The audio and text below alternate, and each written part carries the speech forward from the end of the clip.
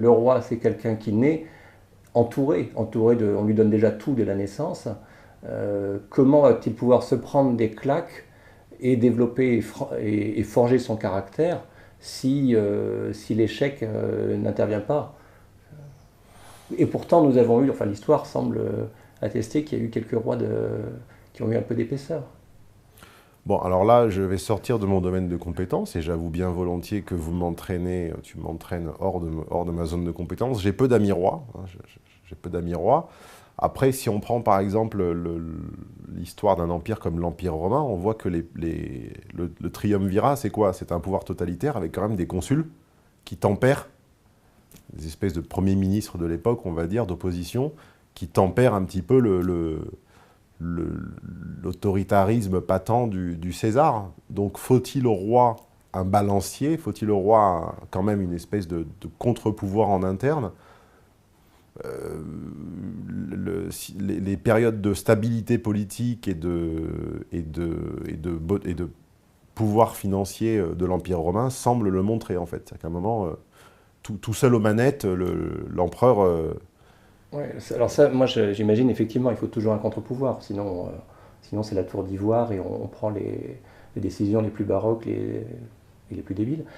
Mais moi je m'interrogeais sur la question de l'héritier, c'est-à-dire quelqu'un qui naît avec tout, du fait de la situation de son père, qui est roi ou qui peut être simplement industriel, capitaine d'industrie, chef d'entreprise, etc.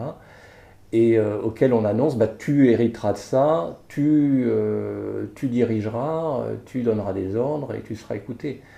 Comment cette personne peut se forger dans un cadre comme celui-ci? Ben, je pense que là, c'est peut-être une hypothèse d'école, hein. Encore une fois, nous parlons faisons des strates qui n'existent, enfin que moi je ne fréquente pas, que je ne connais pas. Mais l'hypothèse d'école, ce serait peut-être de lui enseigner très vite à sortir de l'hédonisme.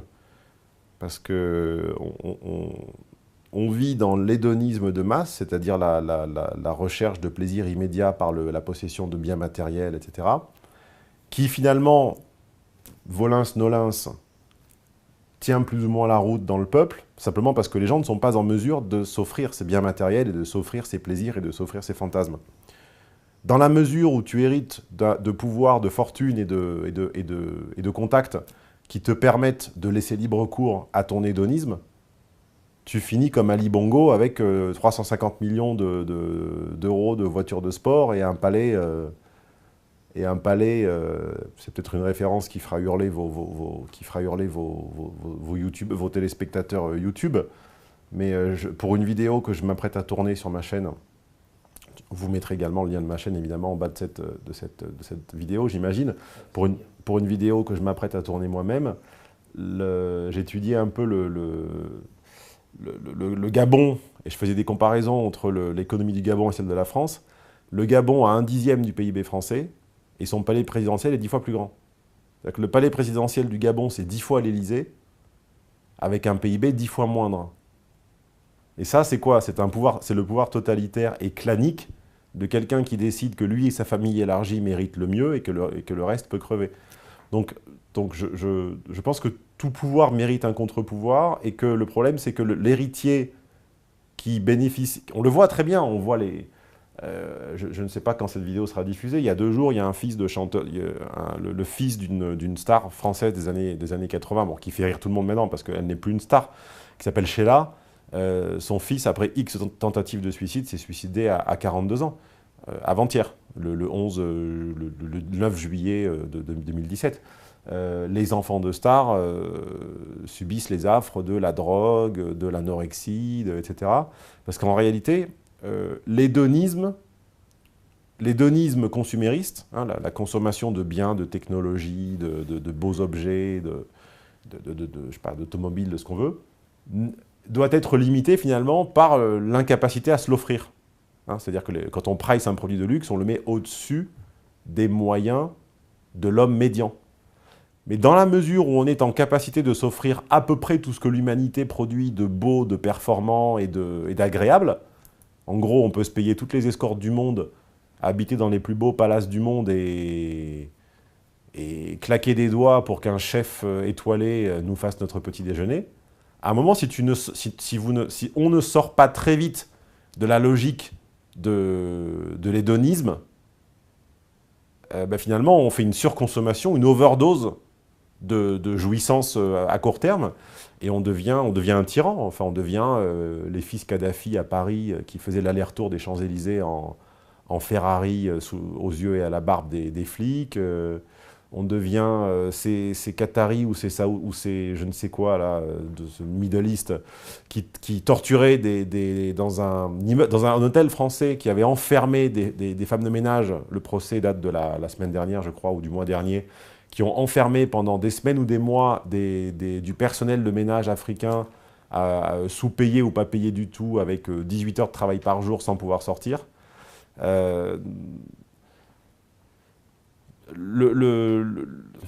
Hériter nécessite une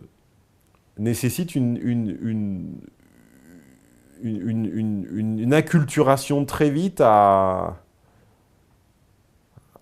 sortir de la logique hédoniste. C'est tout ce qui me vient à l'esprit pour l'instant.